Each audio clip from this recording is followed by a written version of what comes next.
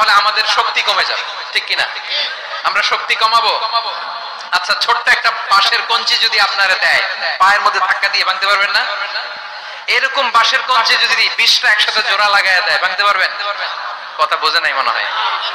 চিকন একটা বাঁশের কঞ্চি দিলে ভাঙা যাবে না? এরকম চিকনই 20টা বাঁশের কঞ্চি একসাথে লাগাই দিলে ভাঙতে পারবেন? কারণ যখন আমি একা থাকি তখন আমি ব্যক্তি, যখন আমরা সবাই মিলি তখন আমরা শক্তি। আমরা যেন শক্তি না হারাই। আমরা বিরোধে লিপ্ত হলে আমাদের শক্তি কমে যাবে। এই হচ্ছে 1 নাম্বার ডিসঅ্যাডভান্টেজ। 2 নাম্বার ডিসঅ্যাডভান্টেজ হচ্ছে আমরা নিজেরা বিরোধে লিপ্ত হলে অন্যরা আমাদের মাথায় কাঁঠাল ভেঙে খাইতে সুবিধা হয়। কথা বোঝেন নাই? আমরা যদি বিরোধে লিপ্ত হই তাহলে পরাশক্তিগুলোর সুবিধা, তখন আমাদের কাউকে দিতে হবে ট্রানজিট, কাউকে দিতে হবে সেন্ট মার্টিন, কাউকে দিতে হবে দেশের অর্ধেক। চিল্লায় বলো ঠিক কি না? নিজেদের প্রবলেম সলভ করার ক্যাপাসিটি আমাদের আর থাকবে না। আমরা যদি বিরোধে জড়াই, আমার কলিজার টুকরা পেকু আর ভাইরা, আমরা বিরোধ করব না, আমরা বিচ্ছিন্ন হব না।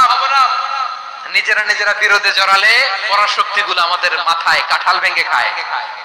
তখন ভারতের পিছনে দৌড়াতে দৌড়াতে, আমেরিকার পিছনে দৌড়াতে দৌড়াতে আমাদের জুতার তলা ক্ষয় হইয়া যাইবে।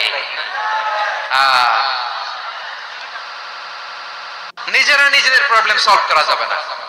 আমরা যদি অন্যের পিছনে না দৌড়াতাম আর এই বিরোধকে থামাতে পারতাম, বাংলাদেশ আজকে যেখানে আছে তার কমপক্ষে 50 গুণ সামনে থাকতো। চিল্লায় বলেন ঠিক কি না?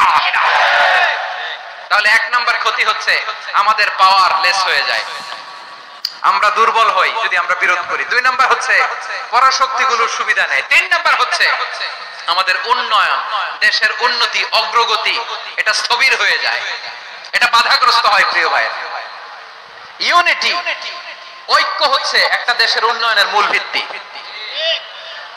দুইজন কইছে ঠিক, এদিকে এখন কয়েকজন কইছে ঠিক।